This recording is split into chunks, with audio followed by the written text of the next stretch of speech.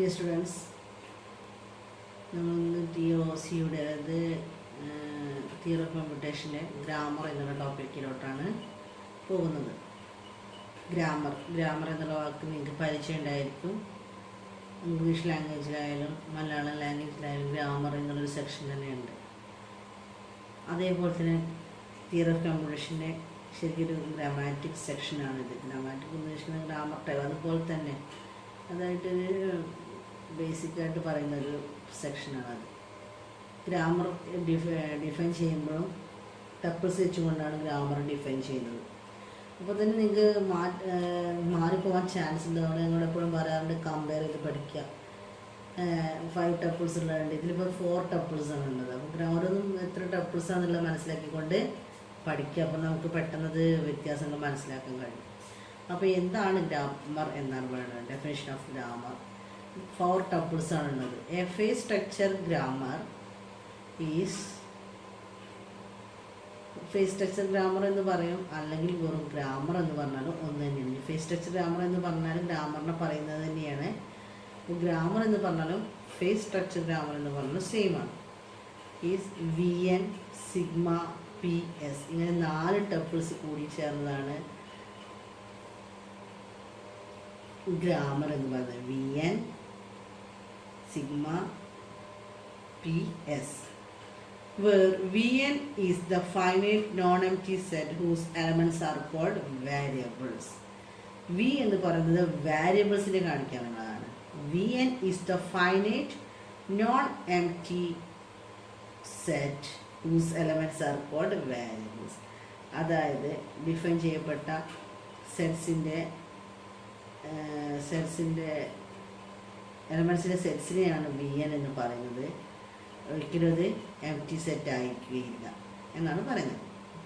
ഈ രണ്ടാമത് പറഞ്ഞ സിഗ്മയാണ്. സിഗ്മ നിങ്ങൾക്ക് അറിയുന്നത് തന്നെയാണ്, പക്ഷേ അത് ഇവിടെ ഗ്രാമർ ഡിഫൈൻ ചെയ്യുമ്പോൾ ടെർമിനലായിട്ടാണ് കണക്കാക്കുന്നത്. അപ്പോൾ ഈ വാരിയബിളും സിഗ്മ ടെർമിനലാണ്. അപ്പോൾ sigma is the finite non empty set whose elements are called terminals. പിന്നെ അടുത്തതായിട്ട് പറയാനുള്ള ഒരു പോയിന്റ്, വാരിയബിളും സിഗ്മയും കൂടി ഇൻ്റർസെക്ഷൻ, അതായത് ഇതിൽ കോമൺ ആയിട്ട് ഒരു പോയിന്റ് പോലും ഉണ്ടാവില്ല. അതുകൊണ്ട് പറഞ്ഞ VA intersection sigma equal to 5 എന്ന് പറയുന്നത്. അത് രണ്ടിനും കൂടി കോമൺ ആയിട്ട് എലമെൻറ്റ്സ് ഒന്നും തന്നെ ഉണ്ടാവില്ല. ടെർമിനലിലും വേരിയബിളും കോമൺ ആയിട്ടുള്ള എലമെൻറ്റ്സ് ഒന്നും തന്നെ ഉണ്ടാവില്ല എന്നാണ് പറയുന്നത്. ഇനി അടുത്തത് പറയുന്നത് S ആണ്. S എന്ന് പറഞ്ഞാൽ സ്പെഷ്യൽ വേരിയബിളാണ്. അത് സ്റ്റാർട്ട് സിമ്പലിനെ കാണിക്കാൻ വേണ്ടി ഉപയോഗിക്കുന്ന സ്പെഷ്യൽ വേരിയബിളിനെയാണ് S എന്ന് പറയുന്നത്. S is a special variable called a start symbol. പിന്നെ P എന്ന് പറയുന്നത് പ്രൊഡക്ഷനാണ്. മൂന്നാമതായിട്ട് പറഞ്ഞത് P എന്നാണ്, പ്രൊഡക്ഷനാണ്. പ്രൊഡക്ഷൻ കാണിക്കുക, അതായത് അവിടെ ഫംഗ്ഷൻ എങ്ങനെ നടക്കും. നമ്മൾ ഡെൽറ്റ പോലെ ഓട്ടോമേഷനിൽ പറഞ്ഞതുപോലെ തന്നെയാണ് ഇവിടെ P എന്ന് പറഞ്ഞ പ്രൊഡക്ഷനെ കാണിക്കാനാണ്. P is a finite set whose elements are alpha tends to beta, where alpha and beta are string on VN union sigma. അതായത് P എന്നുള്ളൊരു ഫൈനൈറ്റ് സെറ്റാണ്. ആൽഫയിൽ നിന്ന് ബീറ്റയിലേക്കുള്ള ഒരു ഫൈനൈറ്റ് സെറ്റ് ആണ് എങ്കിൽ ആൽഫയും ബീറ്റ എന്ന് പറയുന്നത് എന്താണ്? VN യൂണിയൻ സിഗ്മയിലെ സ്ട്രിങ്ങുകളായ എലമെൻസുകളാണ് എന്നാണ് പറയുന്നത്. അതായത് നമ്മൾ പറഞ്ഞു VN ഇൻ്റർസെക്ഷൻ സിഗ്മ എന്ന് പറഞ്ഞാണ് സെറ്റാണെന്ന് പറഞ്ഞു. VN യൂണിയൻ സിഗ്മയിലെ സ്ട്രിങ്ങുകളെയാണ് P എന്നുള്ള പ്രൊഡക്ഷനിൽ പറയുന്നത്. ആൽഫ ടെൻസ് ടു ബീറ്റ എന്നുള്ള ഒരു ഫംഗ്ഷൻ നമുക്ക് എടുക്കുകയാണെങ്കിൽ, ഒരു മാപ്പിംഗ് ആയിട്ട് എടുക്കുകയാണ് എങ്കിൽ നമുക്കെന്ത് പറയാം? ആൽഫയും ബീറ്റയും VN യൂണിയൻ സിഗ്മയിലെ സ്ട്രിങ് എലമെൻസുകളാണ് എന്ന് പറയാം. Alpha is the least symbol of VN. The element of P are called production or production rules or rewriting rules. അപ്പോൾ അതിൽ ആൽഫ ടെൻസ് ടു ബീറ്റയിൽ ആൽഫയെ നമുക്ക് എന്താ പറയുക? ഇപ്പോൾ സ്റ്റാർട്ട് സിമ്പിൾ എന്ന് പറഞ്ഞാൽ ലീസ്റ്റ് സിമ്പിൾ ഓഫ് VN എന്നാണ് പറയുക. P എന്ന് പറഞ്ഞാൽ പ്രൊഡക്ഷനാണ്, പ്രൊഡക്ഷൻ റൂളാണ്, റീറൈറ്റിംഗ് റൂളാണ്. എല്ലാം തന്നെ P നമുക്ക് ഡിനോട്ട് ചെയ്യാവുന്നതാണ്. ഇതാണ് ഗ്രാമർ എന്നാണ് ഉദ്ദേശിക്കുന്നത്. ഗ്രാമർ ഡിഫൈൻ ചെയ്യാൻ പറയാറുണ്ട്. ഗ്രാമർ എന്താണെന്ന് പറയുമ്പോൾ 4 ടപ്പിൾസും പറയാം, 4 ടപ്പിൾസ് എന്താണെന്നും പറയാം. അതാണ് ഗ്രാമർ. ഇനി അടുത്തായിട്ട് നമുക്ക് പറയാനുള്ളത് ഒരു എക്സാമ്പിളാണ്. എക്സാമ്പിൾ പറയുമ്പോൾ G തന്നിട്ടുണ്ട്, ഡിഫൈൻ ചെയ്തതുപോലെ VN sigma PS is a grammar where അതിൽ VN തന്നിട്ടുണ്ട്, അതായത് വേരിയബിൾ തന്നിട്ടുണ്ട്, sentence, noun, verb, add verb. ഇതൊക്കെയാണ് വേരിയബിൾ. അതായത് ഈ വേരിയബിൾ ചേഞ്ച് ചെയ്ത് വരാം. ഒരു സെൻറ്റൻസ് വേണം വരാം, നൗൺ ഇത് വരാം, വെർബ് വരാം, ആഡ് വരാണ് വേരിയബിൾ എന്നാണ് ഉദ്ദേശിക്കുന്നത്. പക്ഷെ സിഗ്മ എന്ന് പറഞ്ഞതാണ് ഫൈനൈറ്റ് നോൺ എംപ്റ്റി സെറ്റ് ആണ്, ടെർമിനൽസ് ആണ്. കറക്റ്റായിട്ടൊരു വാല്യൂ ഉണ്ടായിരിക്കും sigma. Ram, Sam, 8, San, when. ഇപ്പോൾ രാം സാം എന്താ, രാമസാം എന്ന് പറയുമ്പോൾ നൗണുകൾ വന്നിട്ടുണ്ട്, 8 എന്ന് പറയുമ്പോൾ വെർബ് വന്നിട്ടുണ്ട്, സാൻ വെർബ് വന്നിട്ടുണ്ട്, വെൽ ആഡ് വെർബ് വന്നിട്ടുണ്ട്. ഇങ്ങനെയുള്ള എല്ലാം തന്നെ വന്നിട്ടുണ്ട്. നമുക്കറിയാം രാം സാം എന്ന് പറയുന്ന പേരുകളാണ്, അതുകൊണ്ട് തന്നെ നൗണാണ്. 8 സാങ് എന്ന് പറയുമ്പോൾ ക്രിയയാണ്, അതുകൊണ്ട് എന്താണ് വെർബാണ്. വെലം എന്ന് പറയുമ്പോൾ എന്താണ് വെർബിനെ കുറച്ചും കൂടി എന്താണ് സപ്പോർട്ട് ചെയ്തിട്ട് ഉപയോഗിക്കുന്നത്, അതുകൊണ്ട് ആഡ് വെർബാണ്. പിന്നെ അപ്പോൾ അത് പറഞ്ഞു. ഇപ്പോൾ വേരിയബിൾ തന്നു, ടെർമിനൽസ് തന്നു, സ്പെഷ്യൽ സിമ്പിൾ, അതായത് സ്പെഷ്യൽ സിമ്പിൾ എന്ന് പറഞ്ഞാൽ സ്റ്റാർട്ട് സിമ്പിൾ, സ്പെഷ്യൽ വേരിയബിളാണ് എസ്, അത് സെൻറ്റൻസ് ആണ്. അതായത് ആ സ്റ്റാർട്ട് സിമ്പിൾസിൽ നിന്നാണ് നമ്മുടെ പ്രൊഡക്ഷൻ സ്റ്റാർട്ട് ചെയ്യേണ്ടത്. അപ്പോൾ നോക്കൂ, ഇതാണ് ആ ക്വസ്റ്റ്യനിൽ വരുന്നത്. അപ്പോൾ അതിന് പറഞ്ഞു നോക്കൂ, P consist of following production. P ആണ് സെൻറ്റൻസിൽ നിന്നാണ് സ്റ്റാർട്ട് ചെയ്തത്, എസ് ആണ് സെൻറ്റൻസ് ആയതുകൊണ്ട് സെൻറ്റൻസിന് കൊടുത്തു. സെൻറ്റൻസിന് വരുന്ന കാര്യങ്ങൾ എന്ന് പറയുമ്പോൾ നൗണുണ്ട്, വെർബുണ്ട്. ആണ് സെൻറ്റൻസ് നൗൺ വെർബ് കൊടുത്തു. പിന്നെ എന്താണ് സെൻറ്റൻസിന് വേറെ കൊടുക്കുക, നൗണുണ്ട്, വെർബുണ്ട്, പിന്നെ ആഡ് വെർബും കൂടെ ഉണ്ട്. വെർബിൻ്റെ കുറച്ച് സപ്പോർട്ട് ചെയ്ത് ആഡ് വെർബും ഉണ്ട്. അപ്പോൾ അങ്ങനെ ഡിനോട്ട് ചെയ്തു. ഇനി നൗണുകൾ, നൗണിന് തന്നത് ഇപ്പോൾ നൗൺ ഒന്ന് സാം ഉണ്ട്, ഒന്ന് റാം ഉണ്ട്. അപ്പോൾ നൗണ് റാം, നൗൺ സാം. പിന്നെ വെർബ് 8, വെർബ് സാം. പിന്നെ ആഡ് വെർബ് ആഡറും. ഈ പ്രൊഡക്ഷൻ വഴി കിട്ടിയത് ഏത് ഇങ്ങനെയാണ്.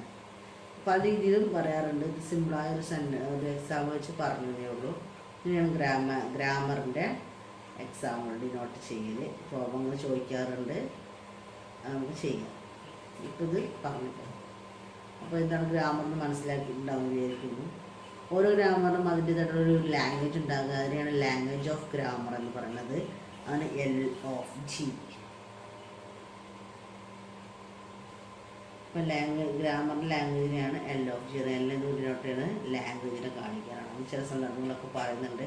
ഡിഫറെൻറ്റ് ടൈപ്സ് ഗ്രാമർ പറയുമ്പോൾ ഓരോ ടൈപ്സും ഗ്രാമർ എന്താണെന്ന് പറയും, ആ ഓരോ ടൈപ്സിൻ്റെയും ലാംഗ്വേജ് എന്താണെന്ന് പറയും. അങ്ങനെയാണ് പറഞ്ഞു പോകുന്നത്. ആ ഒരു സെക്ഷനാണ് മെയിനായിട്ട് നമ്മുടെ ഒരു ഈ തിയറി ഓഫ് കമ്പ്യൂട്ടേഷനിൽ പെൻഡിങ്ങിലുള്ള ഒരു ഭാഗം എന്ന് പറയുന്നത്. അപ്പോൾ എത്ര ടൈപ്പാണ് ഗ്രാമർ എന്ന്. Chomsky classification of language. എനിക്ക് ചോംസ്കി ക്ലാസിഫിക്കേഷൻ ഓഫ് ലാംഗ്വേജ് എന്ന് ചോദിക്കാം, അല്ലെങ്കിൽ ചോംസ്കി ക്ലാസിഫിക്കേഷൻ ഓഫ് ഗ്രാമർ എന്ന് ചോദിക്കാം. രണ്ടും സെയിം ആണ്. അപ്പോൾ ചോംസ്കിൻ്റെ ക്ലാസിഫിക്കേഷൻ പ്രകാരം ഗ്രാമറിനെ അല്ലെങ്കിൽ ലാംഗ്വേജിനെ 4ആയിട്ട് ഡിവൈഡ് ചെയ്യാം. ആ 4 ടൈപ്സ് ആണ്, അതായത് 4 ടൈപ്സ് ആണ്. 4 ടൈപ്സ് എന്ന് പറഞ്ഞാൽ ടൈപ്പ് 0, ടൈപ്പ് 1, ടൈപ്പ് 2, ടൈപ്പ് 3. അങ്ങനെ 4 തരത്തിലാണ് ചോംസ്കിൻ്റെ ക്ലാസിഫിക്കേഷൻ ഇമ്പോർട്ടൻ്റ് ആണ്. അപ്പോൾ ഇങ്ങനെ കോളം വരച്ച് പറയണം, പെട്ടെന്ന് മനസ്സിലാവുന്നതാണ് കോളം വരച്ച് ഇങ്ങനെ പറയണമെന്ന് ഒരു നിർബന്ധമില്ല. പെട്ടെന്ന് ഗ്രാസ്പ് ചെയ്യാൻ വേണ്ടി ഞങ്ങൾ കോളം വരച്ചതേ ഉള്ളൂ. Grammar type. അപ്പോൾ 4 ഡിവിഷനാണ് ഇവിടെ എഴുതേണ്ടത്. അതിൽ ഗ്രാമർ ആക്സെപ്റ്റ് ചെയ്യുന്ന രീതികളുണ്ട്, അതാണ് ആ ഡിവിഷനാണ് ഇവിടെ എഴുതിയിട്ടുള്ളത്. പിന്നെ അവിടെ ഉപയോഗിക്കുന്ന ലാംഗ്വേജ് LOG എന്ന് പറഞ്ഞത്, ഇവിടെ ഇത് ഗ്രാമറും ഇത് ലാംഗ്വേജും. ഓട്ടോമേഷൻ പ്രോസസ്സ് ഏതാണ്, അതായത് ആ മെഷീനുള്ള എക്സാമ്പിളുമാണ് പറഞ്ഞിട്ടുള്ളത്. First type 0. ടൈപ്പ് 0 ഗ്രാമർ എന്ന് പറയുമ്പോൾ അൺസ്ട്രിക്റ്റഡ് ഗ്രാമറാണ്. അത് പ്രത്യേകിച്ച് റൂൾസ് ഒന്നും പറയാത്ത ഗ്രാമറാണ്, അൺസ്ട്രിക്റ്റഡ് ഗ്രാമറാണ്. ലാംഗ്വേജ് എന്ന് പറയുന്നത് ലാംഗ്വേജ് ആക്സെപ്റ്റ് ചെയ്ത റിക്കർസീവ്ലി എന്യൂമറബിൾ ലാംഗ്വേജ് ആണ്. റിക്കർസീവ്ലി എന്യൂമറബിൾ ലാംഗ്വേജ്. അതിന് എക്സാമ്പിൾ എന്ന് പറയുന്നത് ട്യൂറിംഗ് മെഷീനാണ്. ട്യൂറിംഗ് മെഷീന് നമുക്ക് ഇമ്പോർട്ടൻ്റ് ആണ്. ട്യൂറിംഗ് മെഷീനാണ്. അപ്പോൾ ട്യൂറിംഗ് മെഷീൻ എന്ന് പറഞ്ഞാൽ ടൈപ്പ് 0 ഗ്രാമറാണ്. അവിടെ അത് അൺസ്ട്രിക്റ്റഡ് ഗ്രാമറാണ്. ലാംഗ്വേജ് എന്ന് പറയുന്നത് റിക്കർസീവ്ലി എന്യൂമറബിൾ ലാംഗ്വേജ് ആണ്. അത് ഓർത്ത് വയ്ക്കുക. ട്യൂറിംഗ് മെഷീൻ പിന്നെ പറയുന്നുണ്ട്, പറയാം. അതേപോലെ ടൈപ്പ് 1. ടൈപ്പ് 1 എന്ന് പറയുമ്പോൾ ആ ഗ്രാമർ ടൈപ്പ് 1 ഗ്രാമറിന് പറയുന്നതാണ് കോണ്ടെക്സ്റ്റ് സെൻസിറ്റീവ് ഗ്രാമർ. അപ്പോൾ അതിൻ്റെ ലാംഗ്വേജ് അതുപോലെ തന്നെ കോണ്ടെക്സ്റ്റ് സെൻസിറ്റീവ് ലാംഗ്വേജ് മറക്കില്ല, കാരണം ഒരേ പോലെ തന്നെയാണ് അത് രണ്ടും പറയുന്നത്.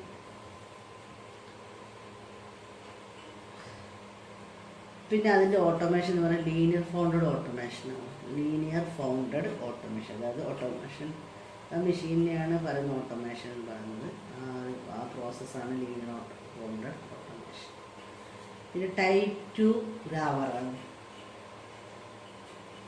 ടൈപ്പ് 2 ഗ്രാമർ അല്ലെങ്കിൽ കോണ്ടെക്സ്റ്റ് ഫ്രീ ഗ്രാമർ എന്ന് പറയും. ടൈപ്പ് 2 ഗ്രാമർ മറ്റൊരു പേരാണ് context free grammar. Context free ഗ്രാമറിൻ്റെ ലാംഗ്വേജാണ് കോണ്ടെക്സ്റ്റ് ഫ്രീ ലാംഗ്വേജ്. അതിൻ്റെ ഓട്ടോമേഷനാണ് പുഷ് ഡൗൺ ഓട്ടോമേഷനാണ്. Push down automation. പിന്നെ അടുത്ത ടൈപ്പ് 3 ആണ്. ടൈപ്പ് 3ക്ക് പറഞ്ഞാൽ റെഗുലർ ഗ്രാമർ. റെഗുലർ ഗ്രാമർ അതിലെ ലാംഗ്വേജാണ് റെഗുലർ ലാംഗ്വേജ്.